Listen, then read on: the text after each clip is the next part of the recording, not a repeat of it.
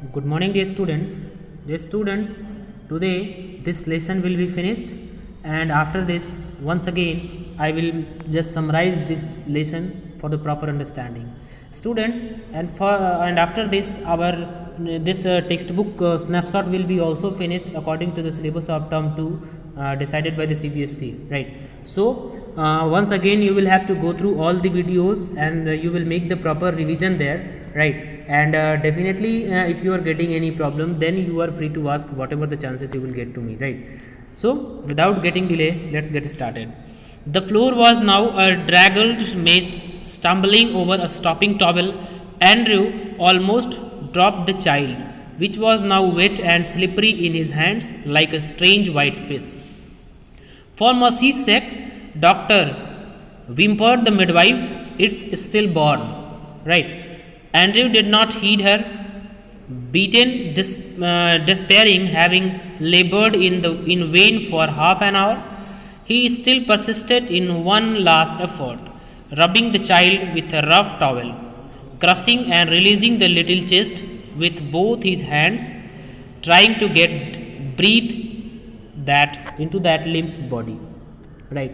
So you will have to write the meaning of draggled. D-R-A-G-G-L-E-D. Draggled means dirty or wet. Right. Stumbling means losing balance while walking.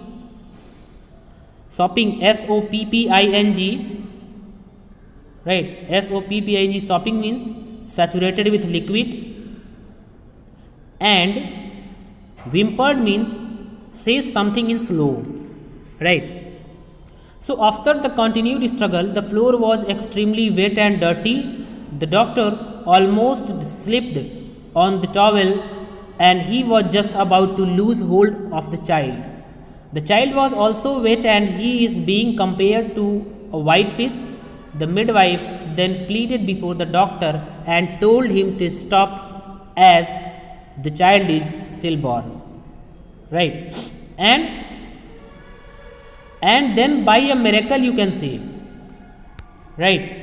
And then by a miracle, the pygmy chest which his hands enclosed gave a short convulsive head. Another and another. Andrew turned giddy, the sense of life springing beneath his fingers. After all, that unwavering striving was so exquisite it almost made him faint.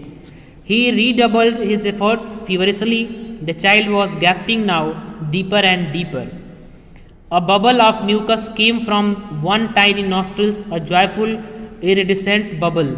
The limbs were no longer boneless, the head no longer lay back spinelessly, the blanched skin was slowly turning pink. Then, exquisitely, came the child's cry.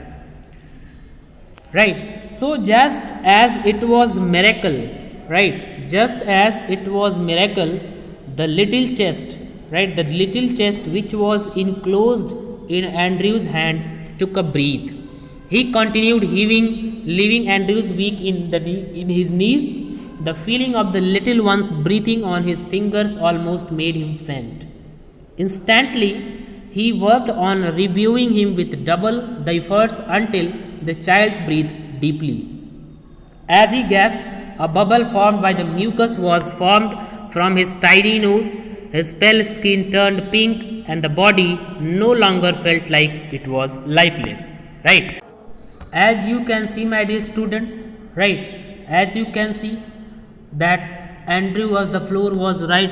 The floor was now a draggled mess, right? Stumbling over a towel, and it was almost the dropped the child because he was wet right there, right? And his hands were got slippery, and after all, you can also see that here the children has now alive, right? So, dear Father in heaven, the nurse sobbed hysterically, it's come alive, right? It's come and it's come alive. About him, Andrew handled the child. He felt weak and dazed. About his room lay in a shuddering litter, blankets, towels, basins, soiled instruments, and hypodermic syringe impaled by its point in the linoleum. The ewer knocked over the kettle on its side in a puddle of water. upon the huddled bed, the mother still dreamed her way quietly through anesthetic. The old woman still stood against the wall, but her hands were together. Her lips moved without sound. She was praying. Mechanically, Andrew wrung out his sleeve, pulled on his jacket. Right. Now, the nurse muttered the words of prayer while tears rolled down her eyes. As Andrew handed her the child, he felt extremely weak and tired. The room was obviously a mess by this time. All the equipment, including blankets, towels, basins, soiled instruments, the hypodermic syringe, the ewer, and the kettle were all in the terrible state. The mother lay still on the bed. The anesthesia still had its effect. Susan's mother stood in one place constantly moving her lips in prayer. Right.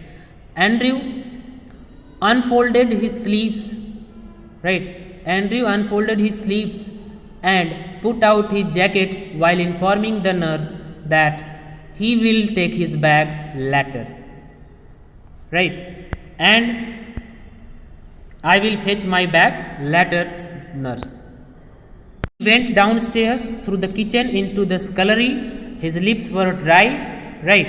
At the scullery, he took a long drink of water. He reached for his hat and coat. Outside, he found Joe standing on the pavement with a tense, expectant face. All right, Joe, he said thickly. Both all right. It was quite light, nearly 5 o'clock. A few miners were already in the streets, the first of the night shift moving out as Andrew walked with them. Spent and slow, his footfalls echoing with the others under the morning sky, he kept thinking blindly, oblivious to all other work he had done in Blenheim. I have done something. Oh God, I have done something real at last. And as Andrew unfolded his sleeves and put on his jackets while informing the nurse that he will take his bag later, he then went into a small room through the kitchen downstairs and grabbed a large glass of water. He took his coat and hat and headed outside. He met Joe outside and informed him that everything was fine. And it was around 5 o'clock in the morning and there was not too much light while walking towards his home. He was accompanied by a few miners who had just completed their night shift. As their footsteps echoed, he had only one thing in mind. His heart was full of thought that he finally accomplishing something. So dear students, this story is very, I think, even simple. You can see the toughness, the things that the obstacles that here the doctor has faced.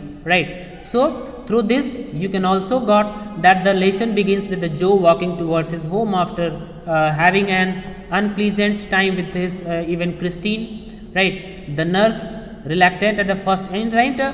He finds himself in a conflict. Susan's mother tells him worried Susan is the child because the situation is complicated, and how you can see that the complications even got recovered. So my dear students, through this the lesson has been finished, and with the lesson your syllabus is also has been finished. So you will have to make aware with all the terms, and for this you will have to make the revision again and again. And further, if you are getting problem students, then you are free to ask. So students, we will meet again with another lessons related to grammar. So up to the time, thank you, have a nice day.